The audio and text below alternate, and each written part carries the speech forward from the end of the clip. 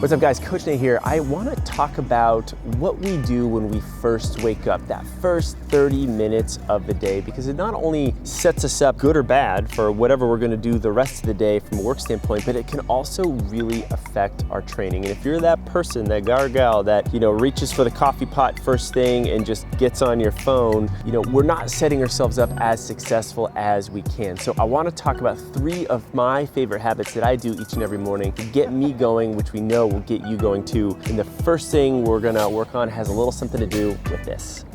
So we don't just lose fluids during our runs and our workouts. We actually get dehydrated during our sleep. It's just an extended period of time without taking any fluids in at all, just through respiration and honestly just through a little bit of sweat underneath the sheets. We wake up a little bit behind. So it's really important that we grab a glass of water before we grab that coffee. Now, this is just a smaller glass for example purposes. I usually like to do something that's 16 ounces. From my end, guys, I keep this pretty intuitive. If I'm thirsty, I'll drink a little bit more. If I'm not, I'll drink a little bit less. But what I like to do is add a little bonus things to the water. And the first thing I like to do is just a little pinch of salt.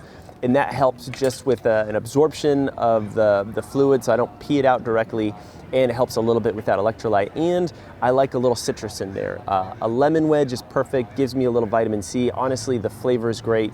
You can go down the health and wellness blog rabbit hole and talk about acidic versus alkaline foods and their effect on your body. That's above my pay grade. All I know is that I like a little bit of lemon juice in the water. And I hit this before I go for my cup of coffee, and I just feel that much better already. Look, whether it's that exercise hangover from your workout the day before, or you've just not been moving for the last 6 or 8, hopefully 8 hours of sleep, we are not our best selves when we first wake up in the morning, so we need to move a little bit. We need to get some heat into the body, some blood into those stiff muscles and tendons and joints, and we start to do that, we just start to lubricate everything and get things feeling better, not only just for our day-to-day, but also if we're going to work out first thing. You can make this intuitive, you can do different stuff, lunges, hip circles, all types of things from us. But let's start with a few air squats, just as a place to start. So I'm gonna have my feet about hip or shoulder width. I'm gonna stand tall, I'm just gonna screw my feet into the ground, abs are on, butt is squeezed, just to start to get the brain talking to the body and get those things activated. And then I'm just gonna start to pull myself down into these squats.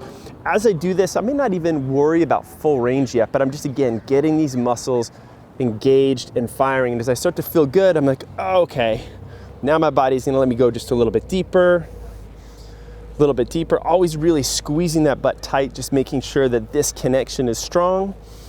And by the time I've gotten all the way to 10, I'm just gonna sit down here and just pause a little bit in the bottom. It's just as low as I can go.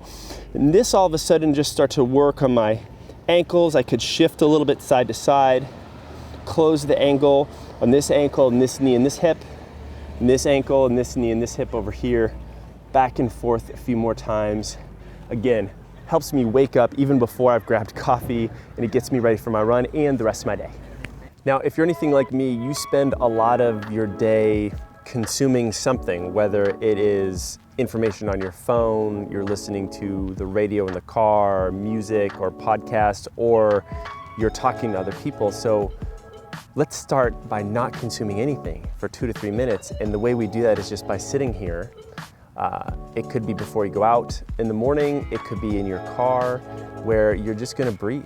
And you could have your eyes open and you could look around. You could draw your attention to the sounds you hear, whether it's traffic or birds or the wind. It could just be your breath, where the breath is coming from. Can you feel it on the tip of your nose? Can you feel it in your belly? And just take that 2-3 minutes of calm before the chaos begins. It's just a great way to set yourself up. So the benefit and one of my favorite parts of these 3 habits is that they require no digital technology whatsoever, no apps, no crazy stuff. They don't require your phone. In fact, can you live the first 30 minutes of your day phone free? It is liberating and wonderful and kind of awesome. And you realize that this whole time, you may not have been aware of all these little actions and routines that have just built up into these very robust habits that you've established in your life. We just want to make sure that those habits are serving us and that we're not just caught into some ugly loophole where we're waking up grabbing the coffee, grabbing the phone, and immediately going into that stressed out place that really doesn't help us or benefit us as runners. Now, we got into breathing a little bit in the end and how calming breathing can be, but there's different gears for our breathing, especially when we are purposefully in those stressed out positions, when we're running fast, when we're running up hills, when we're running at the end of our race. And I created a video for you to watch right over here talking about these 3 different gears of breathing, how you can draw awareness to that and develop those for better running. This is really good. So I'm just gonna keep going. Oh my God. This sucks. What am I doing?